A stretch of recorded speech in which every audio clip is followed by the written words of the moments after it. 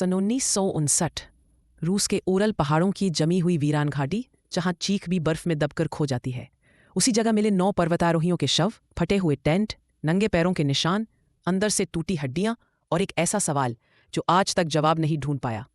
Travel to tune के video में आपका फिर से स्वागत है। 66 साल बीत चुके हैं, पर डायलॉग पास का रहस्य आज भी ठंडी हवा की तरह कांपता है। ये सिर्फ एक दुर्घटना नहीं, इतिहास की सबसे उलझी हुई पहेली है। उस रात वहां क्या हुआ था? 23 जनवरी 1959 उरल पॉलिटेक्निक संस्थान के 9 अनुभवी और बहादुर पर्वतारोही ओटोर्तेन पर्वत की ओर रवाना हुए। जो टोटल 10 आदमी थे, सब हंसते हुए तस्वीरें खिंचवा रहे थे। किसी को भी अंदाजा नहीं था कि ये तस्वीरें उनकी आखिरी यादें बन जाएंगी। 27 जनवरी के बाद मौसम बिगड़ने लगा। हवा तेज, तापमान गिरता हुआ, फिर भी समूह आगे बढ़ता रहा। 1 फरवरी 1959 उन्होंने पहाड़ की ढलान पर टेंट लगाया।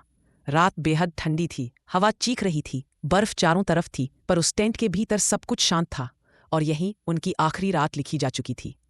जब कई दिन तक कोई खबर नहीं मिली, तो 20 फरवरी को खोज दल भेजा गया और जो पहली चीज मिली वो थी फटा हुआ टेंट। बाहर से नहीं, अंदर से काटा हुआ टेंट। टेंट के बाहर बर्फ पर मानव पैरों के निशान थे, कुछ नंगे पैर, कुछ में सिर्फ मोजे। -20 डिग्री में कोई इस तरह कैसे बाहर भाग सकता है? टेंट से लगभग 2 किलोमीटर दूर एक बड़े पेड़ के नीचे 2 शव मिले। कपड़े लगभग नहीं थे, हाथों पर जलने के निशान थे, जैसे आग जलाने की कोशिश की गई हो। थोड़ी दूरी पर 3 और पर्वतारोही मिले। उनकी हालत देखकर लगा कि वे टेंट की ओर लौटने की कोशिश कर रहे थे, लेकिन रास्ते में ही गिर गए। आंखें गायब थीं। यह दृश्य किसी सामान्य मौत जैसा नहीं था। सरकारी रिपोर्ट ने कहा यह हिमस्खलन था, लेकिन सवाल यह है, अगर हिमस्खलन आया होता तो टेंट इतनी सही हालत में कैसे खड़ा मिलता? कई गवाहों ने बताया कि उस रात आसमान में अजीब नारंगी रोशनी दिखी थी। क्या ये कोई गुप्त हथियार परीक्षण था?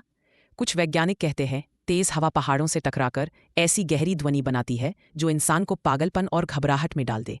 क्या वही आवाज इन पर्वतारोहियों को टेंट फाड़कर बर्फीली मौत की ओर भागने पर मजबूर कर गई? कुछ स्थानीय लोगों ने दावा किया उस इलाके में अजीब जीव दिखाई देते थे, रहस्यमयी आवाजें आती थीं। क्या उन पर्वतारोहियों का सामना किसी अनदेखी शक्ति से हुआ? एक और थ्योरी कहती है अत्यधिक ठंड में इंसान भ्रम में आ जाता है, उसे गर्मी महसूस होने लगती है और वह कपड़े उतार देता है, अजीब हरकतें करने लगता है। नए शोध बताते हैं शरीर की हड्डियां ऐसे टूटी थीं जैसे किसी तेज कार दुर्घटना में होती है, पर शरीर के बाहर कोई चोट नहीं थी। ये कैसे संभव है? सन 2020 में रूस ने फिर कहा यह हिमस्खलन ही था, लेकिन दुनिया भर के वैज्ञानिक आज भी इस राय से सहमत नहीं है।